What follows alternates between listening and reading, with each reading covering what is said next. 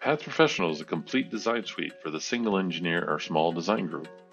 Design challenges being faced by engineers today are getting more and more complex. And it's not just the electrical, it's also dealing with the mechanical interfacing. So let's see how the Paths Professional Design Suite can solve these challenges for the design engineer. Very simple to do. Open that project in another Paths Professional Designer window. You'll see here I'm going to copy the hierarchical block information from that design. Go back over to the design that I'm working on and paste that in there. I can then grab that symbol and drag it onto my schematic, and then using connection automation, connect up the pins between the two devices. We can also automatically add the net names by clicking over the hierarchical block and choosing Add Net Names to connected nets. Let's take a quick look at all the blocks that I've added to make sure everything's there. We can double click into the first one and see the reuse information that I carried over from the previous design. Then we can look at the additional blocks that I've created to make sure everything is done. Let's go to PartQuest. So let's go ahead and download the content from PartQuest. This will give me the symbol, the footprint, and the step model of the part. And then with a simple click of a button from within Paths Designer, this will load the content into my library. Now that I've downloaded that, you'll see it's in our database. I can go search for that part, add it to my design, simply drop it on that net, it auto connects itself in, and I can move on to the next phase. Start our design from the schematic and take advantage of that mechanical engineering content. Another example of taking advantage of having the MCAD in the PCB world is I can see where parts are, again, overhanging the board where I may not have access to those components from the top, and I can adjust my placement before having to do iterations with the mechanical engineer.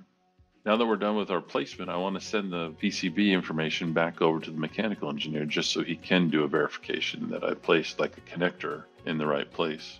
Again, to facilitate faster design, I'm going to use routing automation capability in Paths Professional. To start out, I'm going to fan out a couple components so that I don't have to do this manually. Once it's fanned out, I notice a couple items need to be changed, so I'm going to adjust their placement of the vias. After assuring the power and ground fan out and signal fan outs are where I want them to be, I'm going to use routing automation again to place traces. Using SketchRoute technology in Paths Professional, I can quickly select a couple nets, drag a line across the screen where I want those nets to be routed, and the tool will do the work for me. Noticing that these traces are being drawn very much like how I would have drawn them myself. Moving on to the next group of nets, again I select a few net connections, draw a line across the screen where I want them to go, hit SketchRoute, and the nets are placed in. With the third group, we can see that it's interlacing between some vias, which I know I can fix by moving the vias. So again, using interactive route technology in Professional, I can very quickly move these vias and do cleanup on those nets with very little manual interaction. Next section of the board, I wanted to control the fan out of these capacitors. So I'm going to go ahead and route one of those in, and then using copy paste technology, quickly replicate that onto the other capacitors. Next, we're going to define our plane areas on the board. Again, using automation, I don't have to draw plane shapes. With dynamic plane capability, I could just use the route outline, which already exists, as a plane area shape. In the case of this layer, I have two voltages that I want. So I'm going to have to draw in another plane shape.